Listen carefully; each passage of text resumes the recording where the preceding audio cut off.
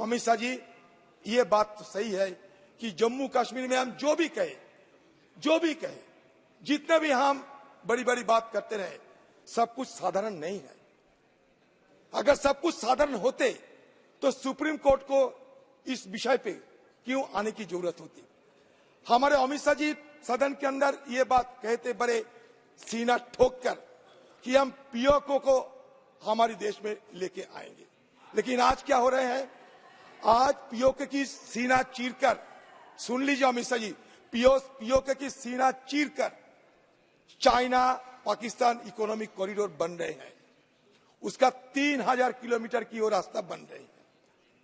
आप कहते हैं कि हम पीओके के तरफ से किसी को नुमाइंदे बनाएंगे, लेकिन हमारा कहने का मतलब यह है आप कुछ करके तो दिखाओ। मान लीजिए कांग्रेस कुछ नहीं कर पाए, आप तो बलवान हो, आप तो पहलवान हो, तो आप पहलवान होकर पीओके को छीन कर लाइए।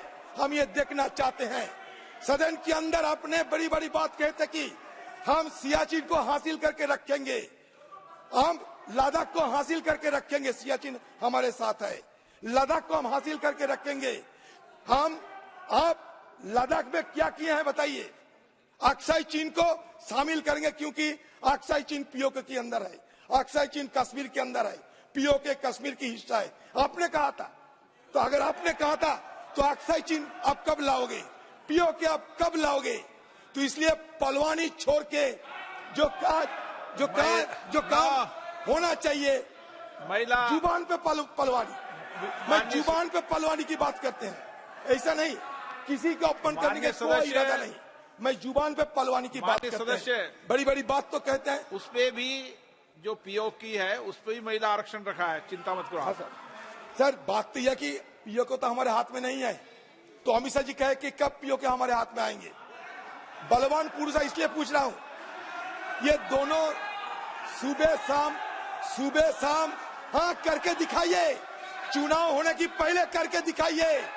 मोदी जी और अमित शाह जी को मैं चुनौती दे रहे हैं, पीओके को हासिल करके रखिए, क्योंकि हमारे इस सदन में 1993 में ऑल पार्टी रेजोल्यूशन हुई थी कि पीओके हमारे हाथ में लगना चाहिए। अब चीन वहां से सड़क बना रहे हैं, चीन के खिलाफ एक जुबान, चीन के खिलाफ एक बात नहीं कहेगी।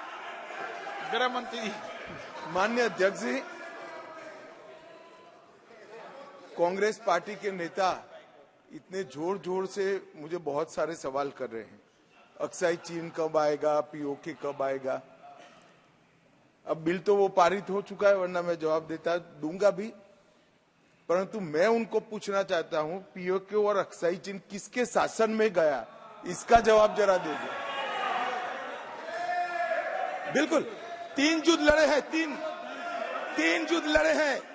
अब तक कुछ नहीं हुआ, इसलिए कि हमारी देश में इंदिरा गांधी जैसा आयरन लेडी थी। 3 युद्ध हुए हैं, इसलिए बचे हुए हैं सब कुछ। इतिहास को विकृत मत किया करो। आप हमारी देश की गृह मंत्री है, सुबह शाम नेहरू जी के खिलाफ इस तरीके की अनवेरिफाइड बात मत करो, इस तरीके की इल्जाम लगाने की बात मत किया करो। आप क्लासिफाइड क्यों करके रखे हैं?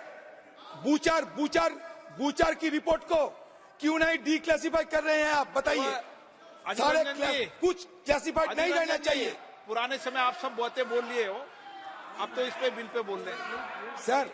सर बात यह कि सर किस समय क्या हुआ था इस विषय पे सर, अगर हमारी तरफ से ऐतिहासिक दृष्टिकोण की तरफ लंबी डिबेट नहीं करते, ऐतिहासिक दृष्टिकोण की छोड़कर अभी सिर्फ इल्जाम लगाने, आरोप लगाना, ये हमारे लिए सही नहीं होगा, क्योंकि हमारे कोई प्रधानमंत्री देश की इंटरेस्ट छोड़कर किसी दूसरे को मदद नहीं किए।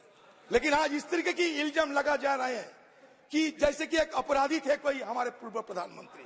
ऐसा नहीं, आप लोगों की इतिहास भी तुरंत देखो आप। सर अगर बोलने दीजिए तो सर बोल लेंगे। सर मैं बोलने दोगे ठीक रहेगा। सर मैं आप लोगों की इतिहास थोड़ा बताना चाहते हैं। अमित शाह जी श्यामा प्रसाद मुखर्जी की बात कह रहे थे उस दिन।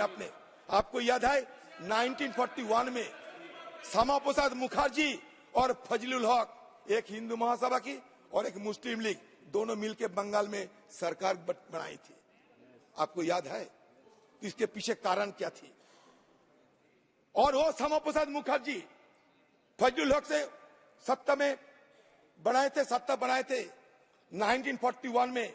ए ईयर बिफोर दैट, एक साल पहले, जो फजलुल हक वो पुराना बिफोर इज फॉलो क्यों पढ़ते हो with the Muslim league had moved. Sir नहीं, ये कागज पढ़ चुके हैं पुराने रिकॉर्ड में।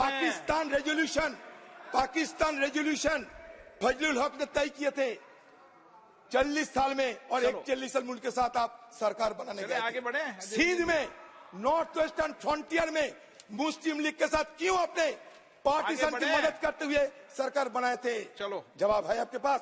तो इसलिए मैं ये कहना चाहते हैं, इधर उधर की बात ना करके सीधे देश की हित की बात कीजिए। और सुबह और शाम आप फिजूल इल्जाम लगाते हुए किसी की अपमान मत किया करो। अगर अपमान करना चाहते हैं तो खुले सदन में सुबह से शाम तक चर्चा करने की जरूरत है, ये मैं जरूर मानना चाहते हैं और जरूर ये कहना चाहते हैं। सर हो गया। सर, कश्मीर की हेल्थ के बारे में हमारा साथी कह रहे थे, according to the latest findings of the National Family Health Survey, levels of malnutrition in J&K have increased at an alarming level. In 2019-21, 19% of children were wasted as compared to 12% in 2015-16, and 2019-21, 9.7% children severely wasted as compared to 5.6% in 2015-16. मतलब हर साल बच्चों की हालत बुरा होते जा रहे हैं।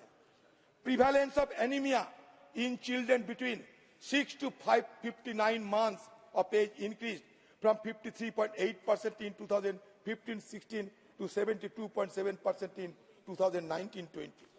Prevalence of anaemia, sir anaemia की बात करते हैं।